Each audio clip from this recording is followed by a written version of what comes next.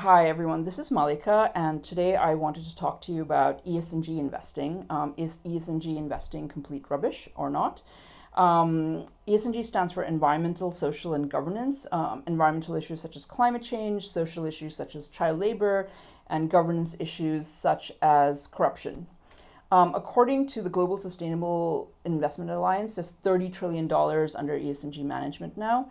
JP Morgan this month released a report saying that $1 trillion are in true ESG assets, and about 45 trillion are in broadly defined ESG assets, where it's just a framework for looking at companies. So that's a lot of big numbers. And what I'd like to know is our environment changing for the better? Is our society changing for the better? And is our governance changing for the better? I was an ESG analyst for 10 years. This was in my Save the World stage of my life. In 2004, I received a master's degree in environmental policy from the London School of Economics, and then I went to work for a company called TrueCost, which is now part of S&P, building their methodology for rating companies according to these environmental measures. Though I then built some carbon hedge funds, and for 5 years I was part of MSCI ESG, which I believe is still the largest purveyor of ratings and rankings and ESG indexes to companies such as BlackRock.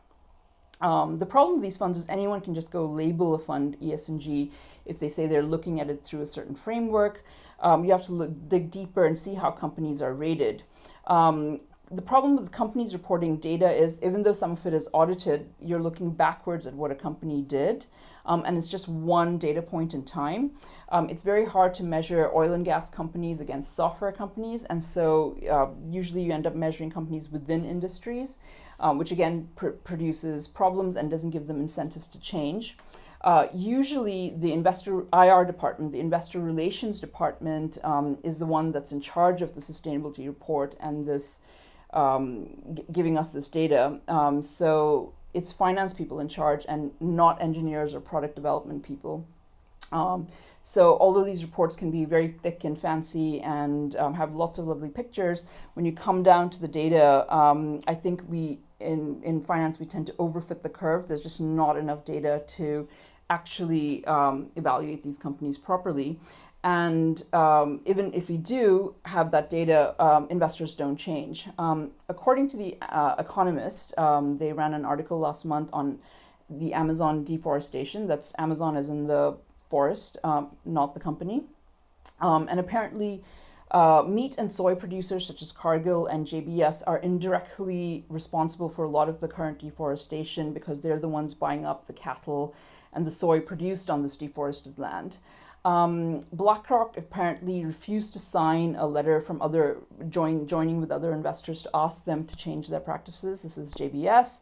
And companies such as Morgan Stanley, Itaú, and Santander that have wonderful sustainability teams refuse to comment on this topic, even though the company share prices have been going up, and the investors are saying they're ESG, but nothing's actually happening. ESG is a proxy for quality. Usually, companies that are able to manage this better, manage the data better, are better run. So what can you do about it? I would say look at your portfolio, find the holes in your portfolio, like how, if something's been sold to you as an ESG fund, how are the companies being rated? Ask hard questions. Make sure your investment manager is actually doing true ESG investing. Thank you.